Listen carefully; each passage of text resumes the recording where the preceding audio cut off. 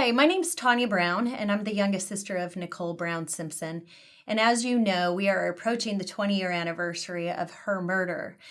Unbeknownst to the public, as well as to our family, we did not know what Nicole was enduring.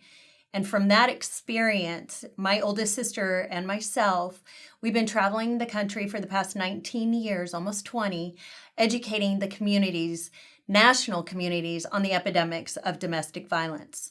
Personally, what I've been recognizing is that a lot of people, majority of people, feel and believe that domestic violence is only a physical assault. They also believe that it can't happen to somebody who's not married, and they also believe that it can't happen to somebody who, if you're a teenage couple. That is so far from the truth. It can happen to anyone. And from this newfound recognition and awareness, I came up, along with my speechwriter, Carolyn Inman, the sneaky 7 characters of abuse that we briefly tapped on last week, on last week's show. These 7 characters depict the different areas and the varieties of the way domestic violence or abuse shows up in a relationship. I came to this awareness with Carolyn because traveling across the country, I was like, Carolyn, something needs to change because people only think it's a physical assault. So we went down, we researched the cycle of violence, the emotional abuse, the manipulation, the isolating, and all of this. And we've come up with something creative, as I had just shared with you, the sneaky 7 characters of abuse. So when I was an advocate down in San Diego, years and years and years ago, almost 20 years ago now, I met some women, and I'm changing their identities, but I figured, you know what, I really wanted to put a name to an experience. So people can really understand that these types of abusive behaviors really do exist, and they have happened. And these are experiences from women that I advocated for. And as I had mentioned, I have changed their name to protect their identity. So to begin, there's the jealous stalker. You know, especially in our teen society, our teen communities, people always misconstrue jealousy as a form of love. Jealousy is not love. Jealousy is checking up on you. It's wanting to know your whereabouts. It's wanting to know who you're hanging out with, where your time is being spent. They don't want anybody looking at you or giving you any compliments, okay? This is a very seductive type of abuse because it makes the victim feel like that they're being cared for and cared about. Well, let me share with you, her name was Sarah. I've changed her name. And as I was advocating for Sarah, in one day, she received 152 text messages. 152. Ask yourself, is this love? Is this really authentic, genuine, caring relationship that is of equal value? It's not. It's somebody wanting to take full power and control over the relationship. And what Sarah's abusive partner was doing, it was her husband. What Sarah's partner was doing is he was controlling her by wanting to know where she was every moment of the day. And what began to happen to Sarah is that she began to feel more insecure and felt that she needed to always be available to every text message or every phone call. So this is not love. This is checking up on you, and it is a form of jealousy. Okay, so please be aware of that, especially if your relationship is new. This is a type of abusive behavior that can definitely start early on in a relationship. Okay, so be mindful of that. Then the Mindgame Player. It's a form of manipulation, a strong form of manipulation. My client, Vicky, again, I've changed her name. Vicky's guy would always ask her to do things like, sweetheart, you know what? Why don't you cut your hair? I remember when you had short hair, you looked so beautiful, and I just think you should do that style again. Well, then Vicky cuts off her beautiful locks, has short hair, and then her husband yells at her and calls her bad, horrific names, defaming her character and who she is as a woman, and says, why in the world did you cut your hair? So it's this manipulation. It's saying one thing and doing another. It's acting as if the person is being supported and then retracts on that support. So if you feel that that's a silly example, but it's a simple layman example to help you understand and clarify how simple something like this can come across. It's so simple, but it may sound silly. So the Mindgame Player. So the next one is the isolator. Now, Susan, an abusive partner will isolate their victims. So when it comes time for the person to leave, that person's dependency on their abusive partner, that's the goal. The goal of an abusive partner is to make sure that when the time comes for the victim to leave, that they have no support. Susan's abusive partner kept saying rumors about what her friends were saying, what her family was saying, and that prevented Susan from reaching out to those people because she believed her abusive partner. She actually believed that these people were saying horrible things about her. But since Susan loved her partner so much, she took those as truth. So please be aware of how scary and how seductive the isolator can be, because their main goal is to make you feel, or make the victim feel 100% dependent on them. So then when you do want to leave, you have no friends, no circle of support. So be very careful. The emotional robber. Personally, I'm going to share a story with you, a personal experience. I was with a man during the murder trial of my sister, and I had spent 8 hours in court listening to everything that my sister endured in her life and how she was killed. I mean, it was just a brutal, detailed day. And I came home and I was absolutely exhausted. Well, my abusive person, I just started bawling and crying. I was absolutely exhausted. And my abusive partner basically was saying, "Can't you get over it? It wasn't that bad, was it?" Is that healthy? Is that somebody that you really want to come home to? Somebody who's robbing that feeling and that emotion from you? So be very careful if somebody defames how you feel and degrades how you feel. If you feel sad, be sad. If you feel mad, be mad. Just vent it out in a healthy way. But eventually what ended up happening is that my abusive partner said, basically, go to your room. And you know what I did?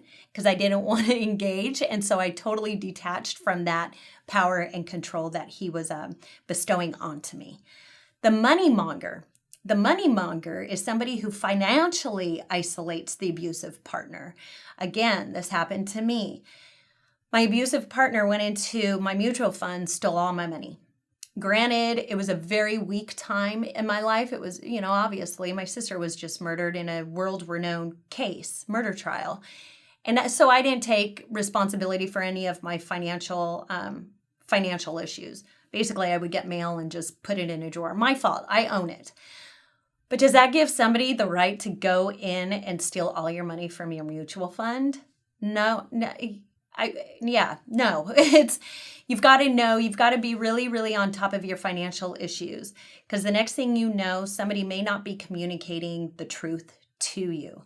My abusive partner would constantly say things like, you don't need to worry about anything. Everything's taken care of. I've got all the bills paid for. Next thing you know, my credit cards are racked up. I had completely used up, and money was taken out of my mutual fund. So please stay on top of the finances. If you're with somebody who gives you a bad attitude anytime that you want to talk about finances, look at that as being a red flag. Money is a very challenging topic to talk about. I get uncomfortable talking about money and finances, but you know what? It's a necessary conversation in relationships. So if somebody can't have that mature conversation with you, be mindful of that. Okay, that's the money monger. The pseudo parent, I just love. Okay, so this is Penny. Penny was super naive when it came to the welfare of her children. For anybody who's been battered, anybody who has experienced domestic violence and who has children in the home, you will hear the excuse many times. The kids were upstairs, they were asleep, they didn't know what was going on, they didn't hear mom and dad fight, or mom and boyfriend, or boyfriend and whomever the partner in domesticated relationship is.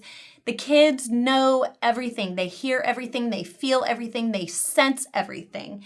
Kids may not understand everything per se, but they get it, they feel it.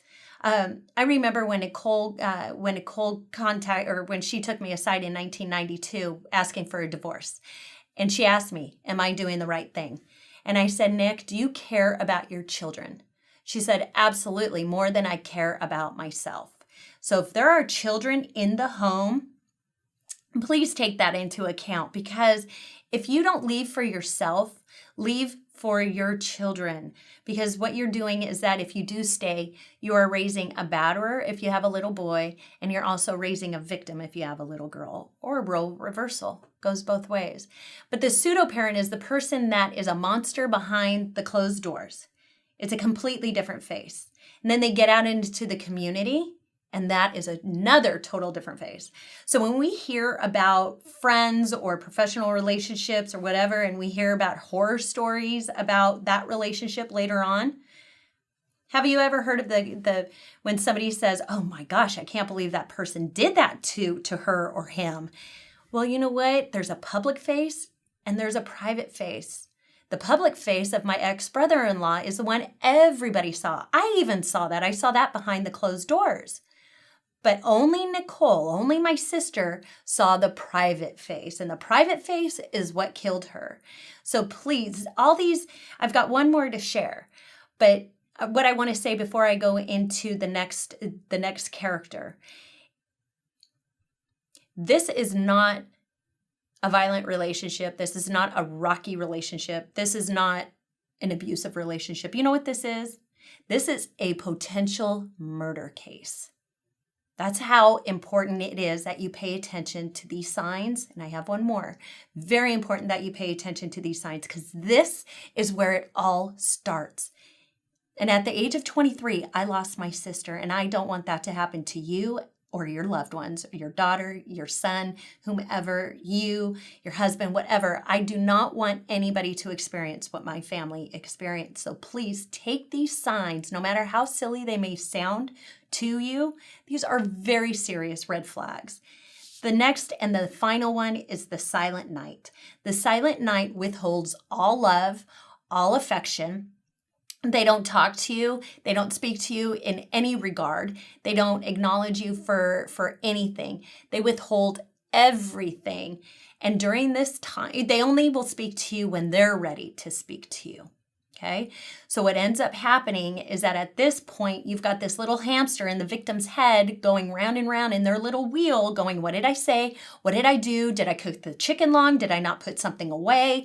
Did I say something to upset you? She or he is trying to open up the doors to conversation, but they're being shut down constantly. And the more they get shut down constantly, the faster this hamster in the head goes, because they're constantly wondering what they did wrong. Now, read between the lines here. The victim of this sort of abuse is taking responsibility for the batterer's actions. It's at this point that the white flag goes up, and she or he says, you know what, I'm done. I surrender. I'll just be quiet. I'll follow the rules of the house. I'll cook the chicken for 12 minutes and not 11 minutes. I mean, whatever it is. But this is the point, very scary, very frightening, that the white flag of surrender comes up, because they're done. And they figure what they want to do is just keep the peace. And it's almost when you get to this stage, it's a little late. And it gets even more difficult for the person to leave. So please pay attention to all these signs. You may like the strong and silent type. You might like the person who kind of is your rock, or your person that you really lean on, right? You may like that. But pay attention to how they are in public, and pay attention to how that person is in your private life. Please pay attention to these 7 steps, these 7 sneaky characters of abuse, because they are very sneaky, they're very subliminal, they're very seductive, and they lure you in. So again, I'm a 44-year-old woman who had to bury her sister almost 20 years ago in June in 1994. I don't have her in my life anymore, from something that if she spoke up and said, this is happening to me, perhaps my sister would still be alive. So if this is happening to you, or someone you love, or someone you really deeply care about, or somebody that you just may know, please contact the 800 number. The domestic violence hotline number is 800-799-SAFE. SAFE. It's completely anonymous. It doesn't go on any phone records. You can call your local shelter. You can call your local police station. You can create a safety plan. I don't want to talk about that safety plan because then it wouldn't be safe. So please, if this is happening to you, please get the help. There are people out there to support you and who have the tools. Shelters, the hotline number will give you resources. They will give you the location of a shelter that is open and where there is an available bed. They have personal empowerment programs. They're there to support you. We are dealing with a total different dynamic when it comes to domestic violence. The topics and the therapies are very important and they're very specific. So please contact 800-799-SAFE. If you feel that this is an emergency situation, create a safety plan. Don't just get up and leave. This is not a simple divorce. This is not a separation. This is a potential murder. So please take this very seriously. You need to do it right. My sister did not do it right. She packed up, she moved 1.5 miles away from her abusive partner. And then you know what ended up happening. She was murdered in a courtyard in Brentwood, California. So please use me as an example. Use me and my family as an example. Now, when somebody is gone, they're gone. So use these sneaky 7 characters of abuse as an outline to gauge whether or not you're in a healthy or dysfunctional or abusive relationship. From the bottom of my heart, I want you to never feel alone and to get the help that you need. We are here to help you. There is no judgment.